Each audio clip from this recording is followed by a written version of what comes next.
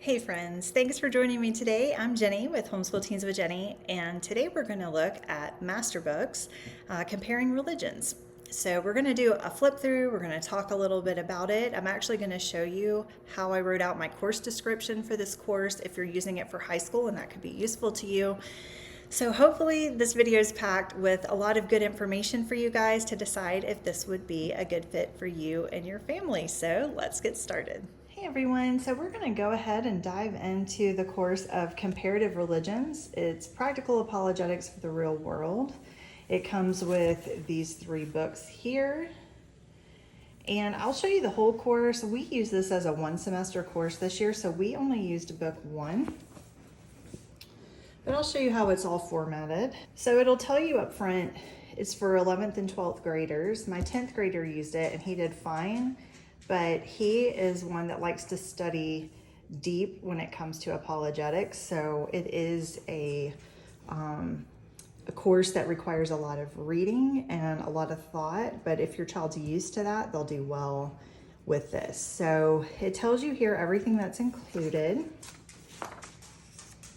All right, so here it tells you how to use the teacher guide, how much time it's going to require of your students, what the course objectives are, and what the course description is. This is really important for you to read up front as the facilitator of your child's electives, because it can give you insight into how much you think your child can handle, and how you might want to modify the course. Do keep in mind that these curriculum resources are just that, they're resources. And so as the facilitator of this course, we know our children, and I'll show you a modification we did.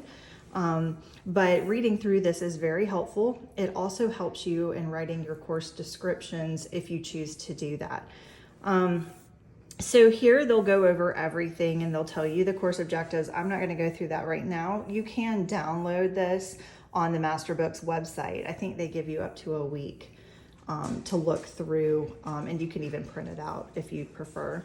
But it tells you here this course is very reading and writing intensive. Because of this, a teacher might evaluate specific readings he or she would prefer to cover, or perhaps adjust the schedule provided to cover a 2-year period. So right off the bat, they already tell you it's a lot of reading and it's a lot of writing, so you might need to modify. They give you a suggested grading rubric, which is very helpful for how to grade the essays. And then it goes into the first semester suggested daily schedule. Okay, suggested. We did all of this. And then we went through all of this and we stopped here. So it says it's about 10 weeks, but it ended up for us being about 16 weeks. Here we have the first book that this schedule is referring to. It's World Religions and Cults, the Counterfeits of Christianity. So the first thing it's going to do is talk to you first about biblical Christianity and why it's different. And so they spend 3 chapters giving your student a foundation for biblical Christianity before they're going to go into all the other counterfeits, okay? I think that's really important. It gives our students some ground to stand on as they are exploring other religions and what they believe. So here it'll say, read pages 7 through 13. So what that looks like is 7, 8, 9, 10, 11, and then 12, 13. So that would be the first day. The second day would be read pages 14 to 21. So this is God versus man.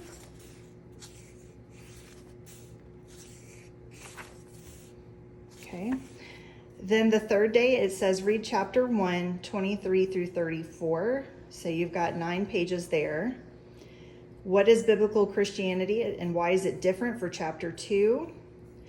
And they break this down a good bit. So they're going to go from 35 all the way to 57, but they give you a couple days to do that. Then you're still reading 57 to 70. So this is a meaty chapter. You break it down however your student might need, and then they are to complete worksheet 1. Every worksheet is broken down the same way. So here you'll always have God, authority, revelation, man, sin, salvation, and creation. This worksheet will be the exact same for anything that they study. So they start with biblical Christianity and they list the beliefs in these categories. Now, on the back, I have it marked out because we didn't do the essays, but it says complete the following essay, which is worth 40 points, 200 to 250 words. Summarize your own understanding regarding biblical Christian beliefs. I felt my son already did that here, and we would have discussions after each counterfeit that he studied just to talk about it. But he also has dysgraphia, and so for him, getting things down on paper is really hard for him. He needs to focus on his writing in English, but I don't make him write across all subjects because of that. So you go through this for everything. They covered the Roman Catholic faith, then they covered the Eastern Orthodox beliefs. There was also quizzes in here. And so they give you 3, and then you need to go through and identify which one it matches. You can use those or not use those. I keep these open book. This course is pretty intense and it's an elective. So I kept all quizzes and tests open book, but that gives you kind of an idea of how this course is laid out. This is a thicker book. So for us, 1 semester dedicated to this one book was a perfect fit for us. He's almost done, as you can see, just in the appendix now. So he just is going to read through the triune God and is Jesus the creator God, looking at John 1:1-3. So he will finish out the course just by reading through that. But this was what we did for 1 semester. I also wanted to show you the course description I wrote for this, because I know many of you are curious about what this all involves when writing a course description. So basically you just have a very brief summary of what the course is about and how the student's going to be evaluated. So here I said, this course introduces students to religions and cults worldwide while keeping the truth of biblical Christianity at the forefront. Keep in mind, I read their course description and then I put this in my own words. So it's really helpful sometimes to read the front of your teacher guides for those course descriptions because it helps you write these. Then I listed the religions that would be studied, and then I said they would be evaluated on reading assignments, religion summaries, quizzes, and tests.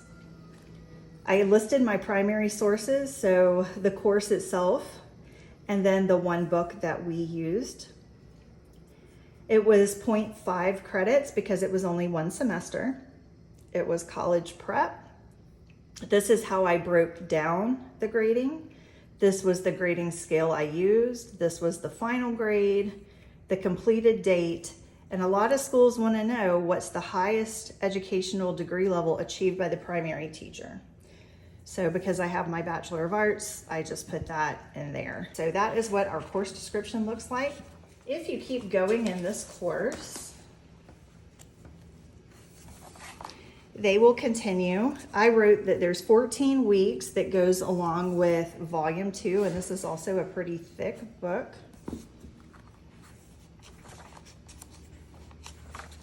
And then starting book 3, there's 12 weeks. So these are atheistic and humanistic religions, and it's a shorter book. Now, this book is really a lot of what we're dealing with in today's times. So this is something my son does want to continue, and we will do volume 2 and volume 3, but I'll let him choose which one he wants to do first if he wants to go in order. I think this is really going to be applying to the generations today and what kind of we're up against as far as witnessing to others and bringing them to Christ. So I think that would be a really important one. So don't skip volume 3. This is where the worksheets begin. And again, you're going to see every single worksheet is laid out the exact same way. So they understand what the format is. They know how to break this down at this point, and it's pretty routine as they're reading. They can kind of keep tabs of where they are. Here you're going to have the quizzes. So they're all going to be listed here.